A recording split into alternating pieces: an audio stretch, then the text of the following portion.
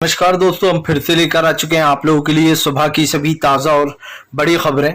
फटाफट अंदाज में एक एक कर बताएंगे आपको आज देश और दुनिया से क्या बड़ी खबरें निकलकर सामने आ रही हैं। लेकिन उससे पहले दोस्तों एक नजर डालेंगे सुर्खियों पर। प्रधानमंत्री नरेंद्र मोदी के ऊपर गरजे राहुल गांधी। बोले हमारी बात करने से, हमारी बैठकों से भी बीजेपी को टेंशन होने लगती है। हार के डर से बीजेपी डर गई है। बताएंगे क्यों राहुल बीजेपी पर हमलावर हुए हैं। वहीं पर दोस्तों अगली बिग ब्रेकिंग में हम आपको बताएंगे दोस्तों, दरअसल आपको बता दें बिहार बैठक से पहले नीतीश कुमार का बीजेपी के ऊपर बड़ा हमला। बोले विपक्षी एकता अब की बार तमाम विपक्ष को एकजुट करेंगे। बताएंगे आखिरकार क्या कुछ बोला है नीतीश ने। वहीं पर दोस्तों आपको बता दें महाराष्ट्र में छिड़ गई नहीं है नई जंग। एकनाथ शिंदे ने कहा कि गद्दार कौन है सबने देखा, तो उद्धव बोले देश का गद्दार 50 खोखा। जी हाँ, 50 खोखा एकदम ओके। बताएंगे क्यों कुछ बोला ये सब कुछ। वहीं पर दोस्तों मोहन भागवत के बयान पर भड़क गए जो है यहाँ पर कांग्रेस नेता आपको अधीर रंजन चौधरी। बोले आरएसएस ही फैलाती है देश में सबसे ज्यादा नफरत। वहीं पर अगली बड़ी खबर में हम आपको बताएंगे दोस्तों, आपको बता दें अरविंद केजरीवाल की बड़ी अपील।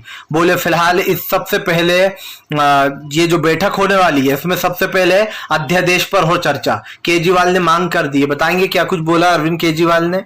वहीं पर दोस्तों अगली बड़ी खबर में हम आपको बताएंगे दोस्तों, दरअसल आपको बताते चले यूएन मुस्लिम सांसद ने प्रधानमंत्री नरेंद्र मोदी के ऊपर बोला बड़ा हमला। बोले अल्पसंख्यकों के दमन का लगाया आरोप। बताएंगे क्या कुछ बोला है। वहीं पर अगली बड़ी खबर में हम आपको बताएंगे दोस्तों, आदि पुरुष के ऊपर नहीं थम रहा विवाद, मोदी भक्त। अब मुकेश खन्ना ने भी जो आदि पुरुष को घेर लिया। बताएंगे क्या कुछ बोला है। वहीं पर असदुद्दीन ओवैसी का बीजेपी के ऊपर बड़ा हमला। बोले बीजेपी और आरएसएस करती है देश को कमजोर। मोहन भागवत के बयान पर भड़के ओवैसी। बताएंगे क्या कुछ बोला है। वहीं पर अगली बड़ी खबर में हम आपको बताएंगे दोस्तों, दरअसल आपको बताते चले तेजस्वी यादव का बीजेपी के ऊपर हमला। बोले फिलहाल आने वाले समय में बीजेपी को सत्ता से करेंगे बाहर। बताएंगे क्या कुछ बोला है। तो तमाम खबरें फटाफट अंदाज में देंगे, एक एक कर देंगे।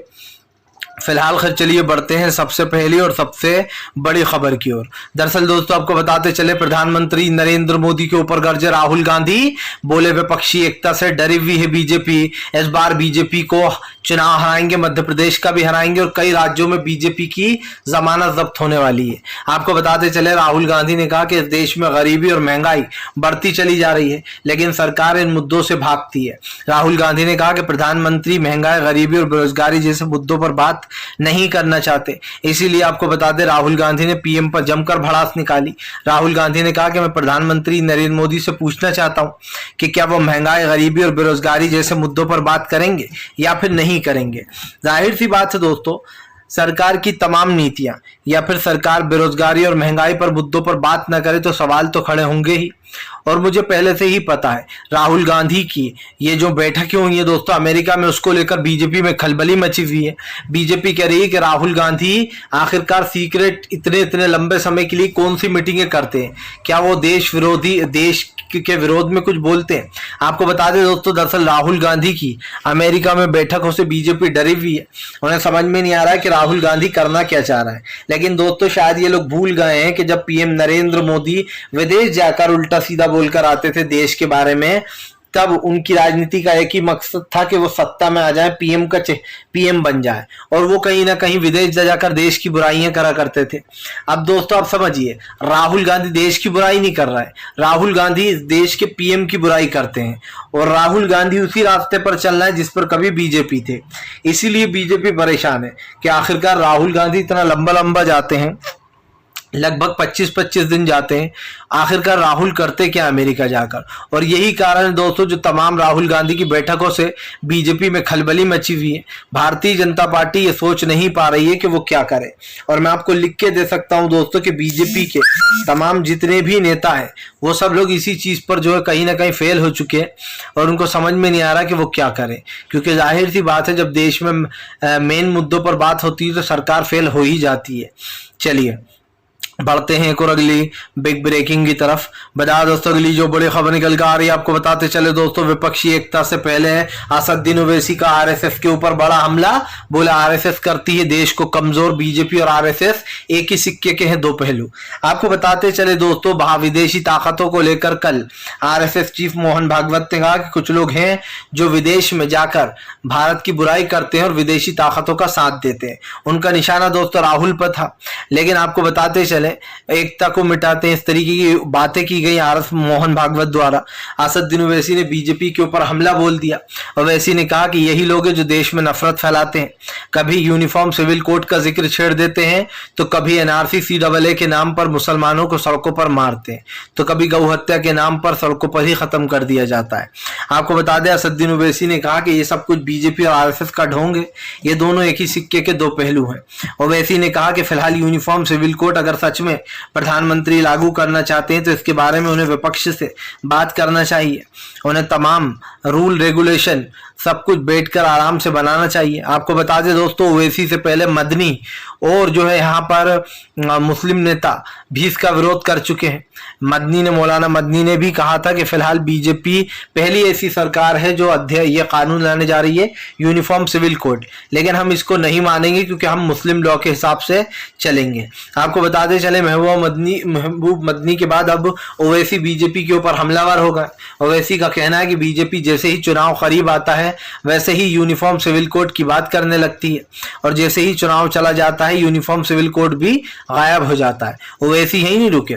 ओवैसी ने कहा कि बीजेपी ही है जो बार बार महाराष्ट्र में कहती है कि लव जिहाद फैल रहा है। इनके दो मंत्री हैं, एक फडणवीस और एक जो है यहाँ पर एकनाथ शिंदे, ये दोनों मिलकर बोलते हैं कि महाराष्ट्र में लोग लव जिहाद कर रहे हैं। ओवैसी ने कहा कि जहां लव होता है वहां जिहाद का काम ही नहीं है, और अगर ऐसा कुछ है तो एक भी केस बता दे जो महाराष्ट्र में हुआ हो लव जिहाद का। आपको बताते चले दोस्तों, यही कारण है जो बीजेपी के ऊपर लगातार एकनाथ शिंदे हमलावर हो गए हैं ओवैसी, और वो साफ साफ पूछ रहे हैं कि अगर आपको ऐसा लगता है कि कहीं पर भी दोस्तों आप समझिए, ये लोग तो ऐसे लोग हैं दोस्तों कि अगर कहीं मॉब लिंचिंग के अगर धर्म परिवर्तन हो या लव जिहाद हो तो ये लोग फौरन उस इंसान को दबोच लेते हैं, लेकिन इनके पास आंकड़े ही नहीं है फिलहाल। चलिए बढ़ते हैं एक और अगली बिग ब्रेकिंग की तरफ। बता दोस्तों अगली जो बड़ी खबर निकल कर आ रही है आपको बताते चले दोस्तों, अरविंद केजरीवाल ने नीतीश के सामने रख दी शर्त। बोले विपक्षी एकता में सबसे पहले उठे अध्यादेश का मुद्दा तभी। आपको बताते चले दोस्तों, ऐसा लग रहा है अरविंद केजरीवाल अपनी शर्त रखना है, क्योंकि अरविंद केजरीवाल ने एक पोस्ट करा। उस पोस्ट में अरविंद केजरीवाल ने अपने मन की बात कही कि वो क्या चाहते हैं, सबसे पहला मुद्दा विपक्षी एकता में क्या उठे। दरअसल दोस्तों केजरीवाल खरगे से और राहुल गांधी से टाइम मांगते रहेगा, लेकिन दोनों ने ही उन्हें टाइम नहीं दिया। आपको बताते चले दोस्तों, अब जो है यहाँ पर मामला थोड़ा गड़बड़ा गया है।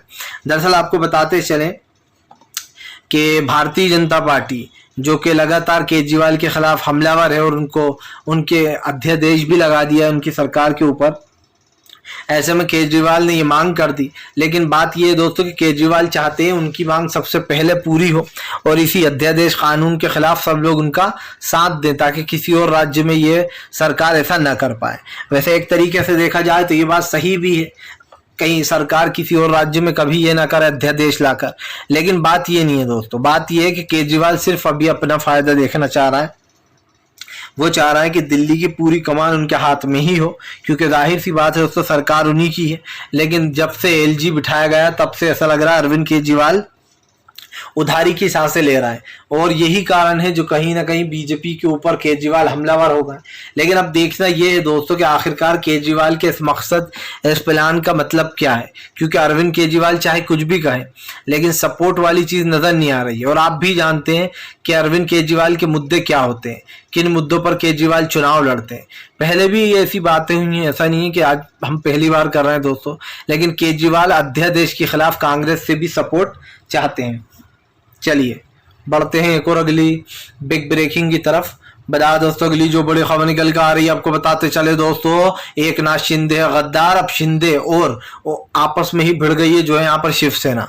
दरअसल आपको बताते चले दोस्तों 50 खोखा एकदम ओके, ये जो है यहाँ पर लिखा गया तख्तियों पर और जो है एकनाथ शिंदे को दिखाया गया। अब एकनाथ शिंदे इस पर भड़क गए, उनका कहना है कि फिलहाल असली शिवसेना हम है। तो वहीं दूसरी तरफ उद्धव ठाकरे ने एकनाथ शिंदे को घेर लिया। उद्धव ठाकरे का कहना है कि असली शिवसेना बाला साहब ठाकरे की थी, नाम चुरा लेने से कोई शिवसेना नहीं बन जाता, शिवसेना बनने के लिए शिवसैनिक को जैसे काम भी करने पड़ते। उद्धव ठाकरे ने कहा कि देश के प्रधानमंत्री भी कहते हैं कि हम जो है चमकता हुआ सूरज है, लेकिन अगर आप चमकता हुआ सूरज हो तो अब तक मणिपुर की हिंसा आपसे क्यों नहीं रुकी। यही नहीं दोस्तों, उद्धव ठाकरे ने बीजेपी के ऊपर हमला बोलते हुए कहा कि बीजेपी चुनाव नहीं कराएगी क्योंकि उसको डर लग रहा है। बीजेपी को अच्छे से पता है कि अगर उसने आज चुनाव करा लिए तो वो महाराष्ट्र में यानी कि मुंबई में हार जाएगी। ऐसे में आपको बताते चले उद्धव ठाकरे बीजेपी के ऊपर संविधान को खिलवाड़ पहुंचाने का भी इल्जाम लगाया। उद्धव ठाकरे ने कहा कि बीजेपी चुनाव से भागती है क्योंकि उसको डर लग रहा है कि वो चुनाव हारेगी और इसलिए वो चुनाव कराने के मूड में नहीं है। आपको बता दें दोस्तों, महाराष्ट्र का सर्वे निकलकर सामने आया था जहां पर ये साफ हो गया था कि अब की बार भी मिली जुली जो है गठबंधन की सरकार बनेगी और शिवसेना जीतेगी। लेकिन आपको बताते चले दोस्तों, इसी बात से बीजेपी परेशान है। बीजेपी को टेंशन है कि अब इस चीज से कैसे निपटा जाए, क्योंकि जाहिर सी बात है शिवसेना फिर से एक बार सत्ता में आती हुई दिखाई दे रही है आगाड़ी, लेकिन इससे बीजेपी बहुत टेंशन में। उसने एकनाथ शिंदे के ऊपर बहुत पैसा खर्च किया है। आप समझिए, सरकार गिराने से लेकर तो शिंदे को यहाँ तक लाने तक में बहुत पैसा खर्च हुआ है, कुर्सी भी गई है। ऐसे में अब बीजेपी को उसका फल चाहिए लेकिन वो मिल नहीं पाएगा। चलिए बढ़ते हैं एक और अगली बिग ब्रेकिंग की तरफ। बता दोस्तों अगली जो बड़ी खबर निकल कर आ रही है, यूएस की मुस्लिम सांसद ने प्रधानमंत्री नरेंद्र मोदी को घेरा तो गोदी मीडिया के लग गई मिर्ची। दरअसल दोस्तों हमारे देश में अल्पसंख्यकों के ऊपर किस तरीके के अत्याचार हो रहे हैं, कैसे जो है यहाँ पर उनको कभी गौ हत्या के नाम पर सड़कों पर पीट के मार दिया जाता है तो कभी उनकी मॉब लिंचिंग कर दी जाती है। इसको लेकर हमेशा ही सवाल उठते रहते हैं। अब आपको बता दें दोस्तों, यूएस की एक मुस्लिम सांसद है जिसका नाम है दोस्तों इल्हाना उमर। इन्होंने दोस्तों प्रधानमंत्री नरेंद्र मोदी के ऊपर हमला बोल दिया है। इनका कहना है कि प्रधानमंत्री नरेंद्र मोदी ने अल्पसंख्यकों का दमन किया है, यानी कि बेसिकली प्रधानमंत्री पर इन्होंने अल्पसंख्यकों के दमन का आरोप लगा दिया है। इल्हाना उमर ने कहा कि फिलहाल भारत में जिस तरीके से मुस्लिमों के ऊपर और खास करके जो है जिन लोगों के ऊपर जिस तरीके से हमले किए जा रहे हैं दोस्तों, उसको लेकर इन्होंने जो है यहाँ पर अल्पसंख्यकों के ऊपर हमलों को लेकर चिंता जताई है। इनका कहना था कि भारत एक लोकतांत्रिक देश है लेकिन वहाँ पर अल्पसंख्यकों के ऊपर प्रधानमंत्री के आने के बाद अत्याचार हो रहा है और इस पर भारत सरकार कुछ नहीं कर रही है। और आपको बता दें इससे पहले भी इल्हाना उमर का एक ट्वीट और वायरल हुआ था, उस बार भी उन्होंने जो यहाँ पर मुस्लिमों के ऊपर हो रहा अत्याचार का जिक्र किया था। अब आपको बता दें इल्हाना उमर का ये ट्वीट कहीं ना कहीं बीजेपी के ऊपर भारी पड़ गया है, क्योंकि उन्होंने साफ कह दिया है कि फिलहाल भारत देश में जिस तरीके से मुस्लिमों के ऊपर हमले हो रहा है अल्पसंख्यकों के ऊपर, आप सभी जानते हैं दोस्तों अल्पसंख्यक मुस्लिम दलित पिछड़ी जाति के इनके साथ कैसा व्यवहार किया जा रहा है फिलहाल, और ये चीज़ें निकल कर सामने भी आती रहती हैं वक्त वक्त पर। तो ये कहना गलत नहीं होगा कि देश की में आज़ादी के बाद से दोस्तों पहली ऐसी सरकार आई होगी जिसने कहीं ना कहीं इस देश के लोकतंत्र को कमज़ोर किया है। फिलहाल चलिए बढ़ते हैं एक और अगली बिग ब्रेकिंग की तरफ। बता दोस्तों अगली जो बड़ी खबर निकल कर आ रही है आपको बताते चले दोस्तों, प्रधानमंत्री नरेंद्र मोदी के ऊपर गर्जे नीतीश कुमार, बोले विपक्षी एकता में तय हो जाएगा कि 2024 का रोड मैप क्या होगा। तमाम लोगों को एकजुट करके अभी से ही तय कर लेंगे कौन कितना क्या होगा, कैसे चुनाव लड़ा जाएगा। आपको बताते चले दोस्तों मेन बात आती है सीट के बंटवारे पर और यहीं पर बात आकर अटक जाती है। पिछली बार भी कांग्रेस ने विपक्षी एकता की बात तो की थी, लेकिन जब सीटों के बंटवारे की बात आई तो विपक्ष बिछड़ गया और यही कारण है जो अब की बार नीतीश कुमार पूरी मेहनत कर रहा है। वो नहीं चाहते कि पिछली बार की तरह अब की बार भी तितर बितर हो जाए विपक्ष। इसीलिए नीतीश कुमार ने प्लान बनाया है कि वो तमाम विपक्ष को एकजुट कर बीजेपी के खिलाफ ये चुनाव लड़ेंगे। नीतीश कुमार ने कहा कि बीजेपी विपक्षी एकता से वैसे भी डरी हुई है, कुछ लोग हैं जो देश का संविधान बदलने की कोशिश कर रहे हैं। नीतीश कुमार ने कहा कि हम देश के संविधान को खत्म नहीं होने देंगे। नीतीश कुमार ने कहा कि फिलहाल बीजेपी चाहे कितनी भी कोशिश कर ले, लेकिन इस बार वो सत्ता में नहीं आ पाएगी, क्योंकि विपक्षी एकता के पास बीजेपी 100 को भी पार नहीं कर पाएगी। नीतीश कुमार ने विपक्षी एकता का नारा देते हुए दोस्तों प्रधानमंत्री को जमकर घेरा। सबसे बड़ी बात यह दोस्तों, कई ऐसे राज्य हैं जहां से विपक्षी एकता का गेम शुरू होगा। कर्नाटक, क्योंकि कर्नाटक दोस्तों बहुत अहम भूमिका निभाता है जब भी कांग्रेस कमजोर पड़ती है। दूसरा दोस्तों उत्तर प्रदेश, तीसरा बिहार, ये राज्य बहुत जिम्मेदार है। पश्चिम बंगाल, इन जगहों से कहीं ना कहीं खेल करने का काम करेगा विपक्ष, क्योंकि सबसे ज्यादा सीटें दोस्तों इधर ही हैं। ऐसे में देखना ये भी दिलचस्प होने वाला है कि लोकसभा की सीटों का जो आकलन है दोस्तों किस तरीके से बैठेगा, क्योंकि लोकसभा का गणित थोड़ा अलग होता है। एक सीट पर एक ही व्यक्ति खड़ा हो सकता है, और ऐसे में अब देखना ये होगा कि आखिरकार आने वाले समय में और क्या कुछ बदलेगा लोकसभा में। फिलहाल चलिए बढ़ते हैं एक और अगली बिग ब्रेकिंग की तरफ। बता दोस्तों अगली जो बड़ी खबर निकल कर आ रही है आपको बताते चले दोस्तों, कमलनाथ का मामा शिवराज के ऊपर बड़ा हमला। बोले फिलहाल शिवराज सिंह चौहान ने भोपाल को भ्रष्टाचार का अड्डा बना दिया है। आपको बताते चले मामा शिवराज के ऊपर हमला बोलते हुए कमलनाथ जी ने कहा कि फिलहाल शिवराज सिंह चौहान देशवासियों से झूठ बोलते हैं, सामने आते हैं और कहते हैं कि हर साल 1 लाख नौकरियां दूंगा, लेकिन उन नौकरियों का पता नहीं चलता। कमलनाथ ने कहा कि फिलहाल अर्थव्यवस्था देश की बिगड़े चली जा रही है, और उसके बाद भी जो यहाँ पर इस सरकार में इतना दमन बढ़ गया है कि पैसे देकर रोजगार मिलता है, और उसके बाद भी रोजगार किसी को मिलता है लेकिन तनख्वाह किसी को मिलती है। या मतलब उनका कहने का मतलब है कि नौकरी किसी को मिलती है पर तनख्वाह कोई और ही लेकर जाता है। ऐसे में कमलनाथ ने भ्रष्टाचार का आरोप लगाया। कमलनाथ ने कहा कि फिलहाल जनता कांग्रेस के साथ है, सबने देख लिया कि ऐसे में युवा बेरोजगार महंगाई गरीबी से कैसे निपटेंगे, जब एक ऐसी सरकार होगी जो देश में महंगाई गरीबी और बेरोजगारी को चरम पर लाकर बिठा देगी, तो ऐसी सरकार का कोई काम नहीं है। आपको बता दें कमलनाथ जी ने कहा कि फिलहाल हम सभी से ये कहना चाहते हैं कि जैसे ही सरकार आएगी उन तमाम गारंटियों को पूरा करेंगे जो गारंटियां कांग्रेस ने 5 गारंटियां दी हैं प्रियंका गांधी ने। आपको बता दें हर जगह दोस्तों 5 गारंटी वाला गेम ही खेल रही है कांग्रेस, और उसमें वो सफल भी हो रही है, क्योंकि वो उन वादों को पूरा कर रही है। पहले उसने हिमाचल में वादे पूरे किए, और अब दोस्तों कर्नाटक में भी ये वादे पूरे कर दिए, जिससे आम आदमी पार्टी बड़ी परेशान है। क्योंकि आम आदमी पार्टी दोस्तों एक यही तो उसके पास हथियार था जिससे वो चुनाव जीत जाती थी, ये कह कर कि हम जीते तो हम अपने वादे पूरे करेंगे, लागू करेंगे गारंटियां। लेकिन अब वो काम कांग्रेस कर रही है, तो इससे मिर्ची लग रही है आम आदमी पार्टी को। आम आदमी पार्टी सोच रही है कि भैया हमारा फार्मूला कांग्रेस द्वारा ले गई, अब हम क्या करेंगे। फिलहाल चलिए बढ़ते हैं एक और अगली बिग ब्रेकिंग की तरफ। बता दोस्तों अगली जो बड़ी खबर निकल कर आ रही है आपको बताते चले दोस्तों, तेजस्वी यादव का बीजेपी के ऊपर बड़ा हमला। बोले पटना में होने वाली विपक्षी एकता को लेकर सभी लोग एकजुट हैं, किसी में कोई कलह नहीं है। तेजस्वी यादव ने कहा कि आज देश के लोकतंत्र पर खतरा मंडरा रहा है। आज एक ऐसी सरकार देश में है जो देश के संविधान को तार तार करने की कोशिश कर रही है।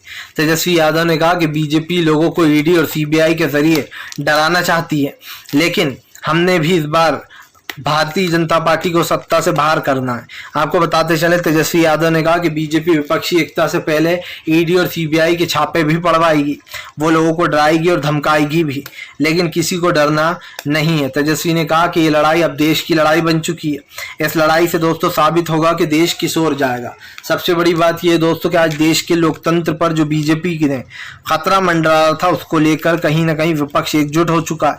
और एक चीज तो साफ है कि प्रधानमंत्री नरेंद्र मोदी हो दोस्तों या बीजेपी के वो तमाम नेता, उन्हें एक चीज समझ जाना चाहिए कि देश की राजनीति में दोस्तों अब बदलाव आ चुका है, और ये बदलाव कहता है दोस्तों कि फिलहाल भारतीय जनता पार्टी के आने वाला समय बड़ा ही खराब है।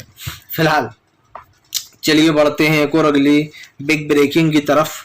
बता दोस्तों अगली जो बड़ी खबर निकल कर आ रही है, अखिलेश यादव का बीजेपी के ऊपर बड़ा हमला। बोले गरीब के मुद्दे तो आज भी वही हैं, भले ही बीजेपी के मुद्दे बदल गए हों। आपको बताते चले अखिलेश यादव ने कहा गरीब का मुद्दा आज भी वही है, गरीबी, महंगाई, इलाज टाइम पर, और सबसे बड़ी बात ये बच्चों की पढ़ाई। इसको लेकर अखिलेश ने बीजेपी को घेर लिया। अखिलेश यादव का कहना है कि बीजेपी ने जितने भी वादे किए उसने सब वादों की वादा खिलाफी की है। ऐसे में दोस्तों अखिलेश यादव का ये बयान कहीं ना कहीं मायने भी रखता है, है। और आप भी जानते हैं कि भारतीय जनता पार्टी के ऊपर अखिलेश यादव जब भी हमलावर होते हैं तो वो कहीं ना कहीं बीजेपी के ऊपर 16% सच बोलते हुए नजर आते हैं। और ऐसे में दोस्तों अब अखिलेश यादव ने बीजेपी को घेर लिया है। उन्होंने साफ कर दिया कि फिलहाल अब की बार 80 का नारा ही बीजेपी को सत्ता से बाहर करेगा। मतलब साफ है दोस्तों कि अखिलेश यादव इस बार बीजेपी के साथ दो दो हाथ करने के मूड में नजर आ रहा है। अब देखना ये भी होगा कि फिलहाल आने वाले समय में बीजेपी का क्या होने वाला है। फिलहाल दोस्तों अगर आपको हमारा वीडियो अच्छा लगता है तो इसको लाइक कीजिए, चैनल पर पहली बार आए सब्सक्राइब करिएगा।